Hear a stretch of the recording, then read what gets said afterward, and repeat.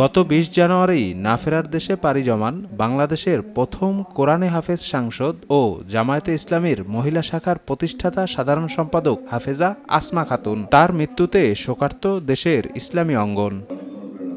শুক্রবার এই রাজনীতিবিদের স্মরণ সভার আয়োজন করে তার পরিবার। জানায়, দিন ইসলামের স্বার্থে জীবনের বড় একটি অংশ ব্যয় করেছেন আসমা খাতুন।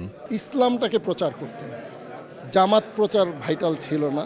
জামাত ইসলামের কথা বলেন, যতটুকু বলেন, উনি কিন্তু সেভাবেই ইসলামের প্রচারটা, আল্লাহর দিনের প্রচারটা মানুষ হিসাবে, ইমানদার হিসেবে, আমরা মুসলমান হিসেবে কী করণীয়, এই দিকে উনি ফোকাস করতেন। স্মরণ সভায় অংশ নিয়ে জামায়াতের সেক্রেটারি জেনারেল বলেন, হাফেজা আসমা খাতুন দেশের নারী সমাজে জামায়াতে ইসলামের জনপ্রিয়তা বৃদ্ধিতে গুরুত্বপূর্ণ ভূমিকা রেখেছেন।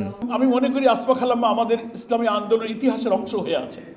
একটা তো হচ্ছে যে মহিলা আন্দোলনে মহিলা বিভাগের প্রথম তিনি সেক্রেটারি।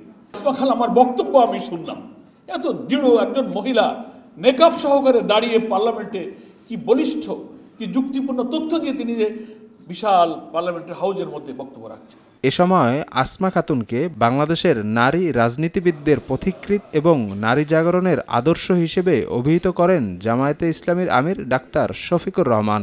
তিনি একজন আদর্শ মা ছিলেন,